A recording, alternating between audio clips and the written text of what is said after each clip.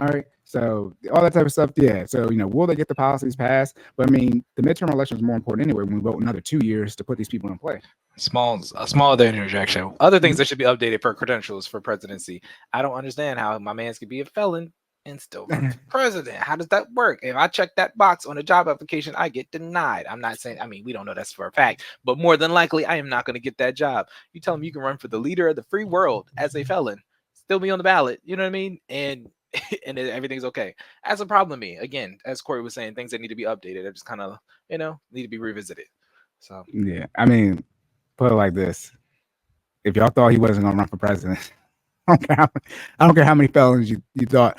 I think what I've noticed with Trump is that people like underestimate one, like who he was before he was president, and like two, that he was president. Like I don't like he was the president of the United States. He was by definition one of the most powerful humans that ever existed. I mean, like you can't just you need more than just some felonies to get him out of here. I mean, you really. I mean, it's a president.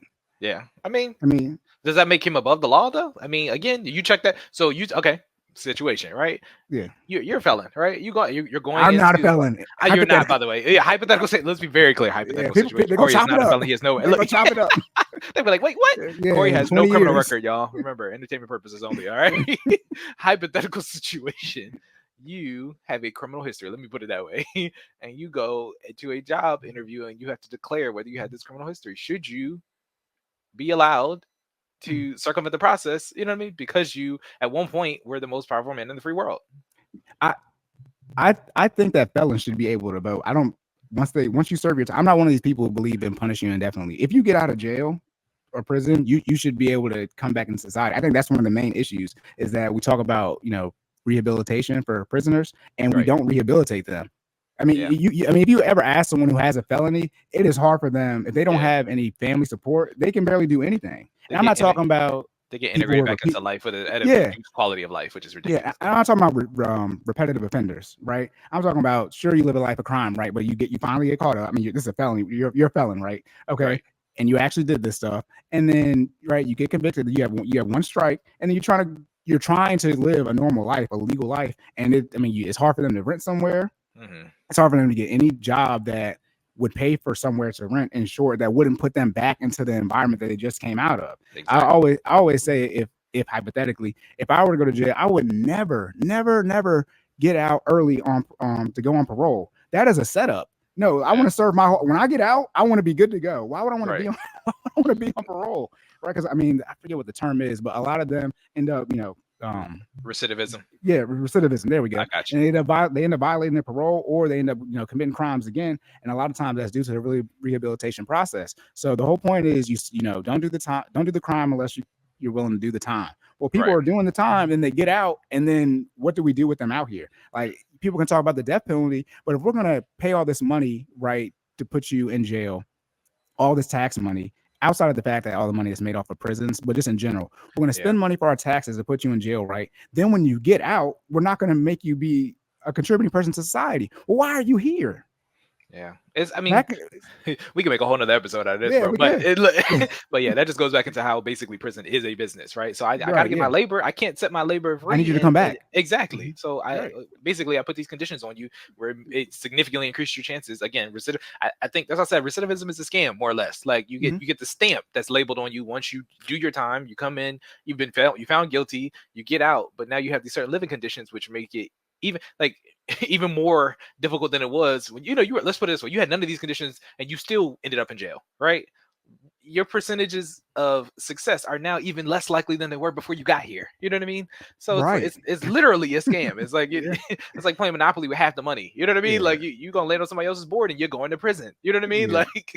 Yeah. But to answer the question directly, I mean, whether he has felonies or not, if he's not in jail or prison and he's just out here and there's they just like gave him the felonies and he's still able to conduct his life, why can't he run for president? I know he can't run based off the laws, but I don't believe that you just get your rights taken, because being able to vote or run for president is inherent to you. The fact that you were born here in American soil, you can't take that away from you, but we got stuff in place where you can take it away. Like that's the whole point of, if you're born here in America, you have the right to vote. That's why, you know, back in racist days where, you know, the grandfather clause where we had to be able to read the vote, all that stuff, you know, that used to be a law in effect for racism standpoint, that's, you know, taken away. If you're born here, you get the vote. Like, it's in the discussion.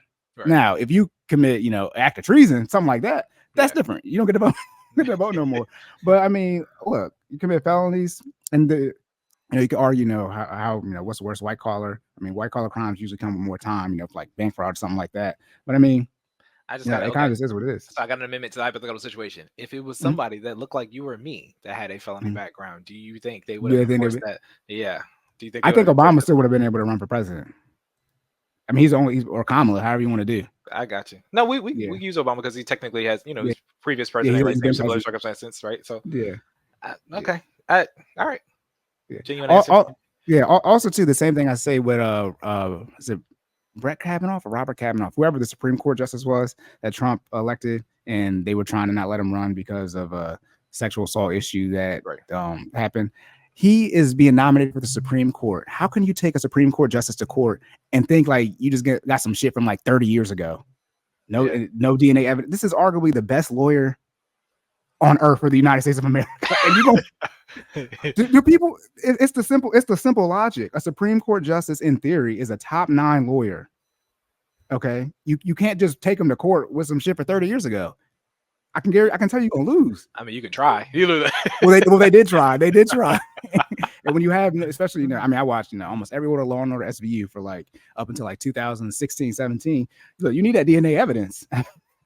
I'm just saying, not to make light of it, but I mean, these are the type of things where, you know, these are extremely powerful people, whether you like how they got the power or not. But like Trump isn't like incompetent in the general sense of it. Like, you might disagree on how he moves or what he does, but like, he's not weak. Okay. Yeah. And I know we keep getting sidetracked because eventually we do have to go over this article, but no, we don't. Thanks. This is my spiel. Things I like about. Oh, sorry about that. There's a thunderstorm brewing in the background. Things I like about former President Trump. Right.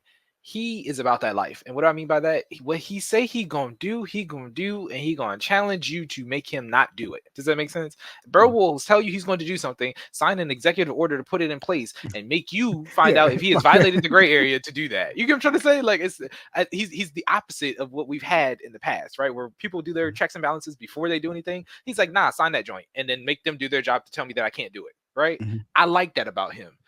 He stands on business, you know what I mean, for lack of better terms, right? You know, for my Ebonics brethren out there. All right, so he would have wrote an executive order to get the student loans forgiven. Y'all would have had y'all student loans forgiven, and then they would say it's illegal. Y'all had to pay the money back. But at least you can say he tried.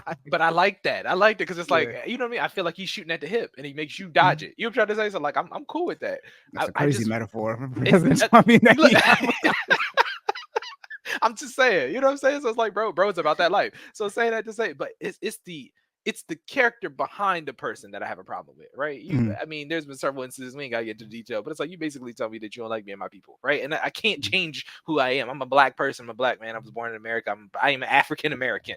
Okay, we're not gonna get into the weeds of it, but you know, more or less, you know, you don't necessarily care for me, and it's like, you're very vocal about that, right? I feel like, if honestly, and this is gonna sound real bad, if he would talk less and do more, he'd actually be a much better candidate, right? Because I mean, a lot of the hate he gets is because of some of the stuff he says. Does that make sense? And it's not his actions. You know, I mean, it is to a certain extent, but it's not. You know, most of the stuff, like I said, he's about that life. Most of the stuff he does from a presidential standpoint isn't super crazy. You know what I mean? It's stuff that may kind of make sense, but his character, right? I can't support somebody who doesn't like. I mean, verbatim, would you back somebody that don't like you? You know what I'm trying to say? Like, you know, I mean, he don't like me personally, but it's like, you know, it's like, I mean, without blatantly saying it, you know what I'm trying to say? You know what I'm alluding to, right? So I would say, I mean, both. You could put both sides and say, I guess, I mean, Kamala flat out said she's not. I mean, she has said she's not going to do anything. This is back when I believe when she was running for president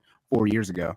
Before Biden had won the nomination. But I mean, she said she's not going to do anything explicitly for black people, right? She has a situation now where, like, and this is the thing too. See, I'm black. I'm not mixed race. You know what I mean? So yeah. So I'm in the situation where however y'all decide how black people are, I know I'm gonna make the cut because to my like we're in there. There's no ambiguity. Like I know my skin. I know my skin may be lighter than most people, but my grandmother is like one of the darkest people I know. Okay, so it's my mom's mom. So like it's definitely someone I'm related to, right? Like I know who my dad is, but you know what I mean. Like this is definitely someone that I'm blood related to, and for some of y'all whose parents aren't like as old as our parents, as far as our parents were born during the Jim Crow era, so 60s and earlier, they're not too far away from knowing who was a slave, because if you know your great grandparents as our parents, you're getting back to like almost the 1800s. Okay, right. So so my great grandma was my mom's grandma. All right, and your grandma. That's right? usually how it works. Look at that. Yeah, and so my mom knows her grandma, right? And then so my mom's grandma, guess who she knows? Her grandma. Okay. Okay.